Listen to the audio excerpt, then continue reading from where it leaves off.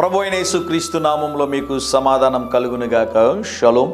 ఉదయకాల సమయంలో అనుదినం 2 నిమిషాల సందేశము ద్వారా దేవుడు మీతో మాట్లాడుచూ ఉన్నారు, దేవుడు మిమ్మల్ని బలపరుస్తూ ఉన్నారు అని నేను నమ్ముతూ ఉన్నాను. మీలో అనేక మంది ఉదయకాల సమయంలో 2 నిమిషాల సందేశాన్ని మీ స్టేటస్లో పెడుతూ ఉన్నారు, అనేకులకి షేర్ చేస్తున్నారు.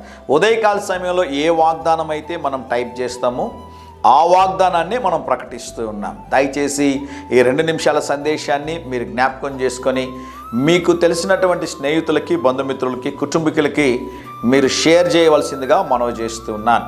యూట్యూబ్లో మన యూట్యూబ్ ఛానల్ ఉంది, దయచేసి సబ్స్క్రైబ్ చేసుకోండి. ఇది ప్రాముఖ్యమైన ప్రకటన. ఎందుకోసము అంటే కొన్నిసార్లు విదేశాల్లో ఉండడం బట్టి అక్కడి నుంచి మనం అప్లోడ్ చేయడం చాలా కష్టమైపోతుంది వాట్సాప్లో. కనుక మీరు యూట్యూబ్లో మీరు సబ్స్క్రైబ్ చేసుకోగలిగితే మీరు ఏ దేశంలో ఉన్నా కూడా, నేను ఏ దేశంలో ఉన్నా కూడా ఈజీగా మీకు యాక్సెస్ ఉంటుందని దేవుని సేవకుడిగా తెలియజేస్తున్నాను.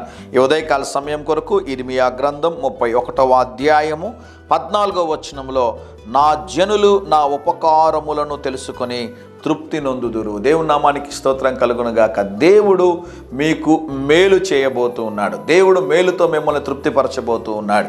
ఈ ఉదయకాల సమయంలో దేవుడు మీకు చేసినటువంటి మేలుల్ని మీరు ఎప్పుడైతే జ్ఞాపకం చేసుకుంటారో, ఆయన ఉపకారములను మీరు ఎప్పుడైతే జ్ఞాపకం చేసుకుని దేవునికి కృతజ్ఞతాస్తుతులు చెల్లిస్తారో, నూతనమైన అభిషేకాన్ని, నూతనమైన ఆశీర్వాదాలని, మీ ఊహకు అందని కార్యాలు దేవుడు చేస్తారు అని ఈ ఉదయకాల సమయంలో దేవుని సేవకుడిగా తెలియజేస్తున్నాను. ధైర్యంగా ఈ దినాన్ని ఎదుర్కోండి.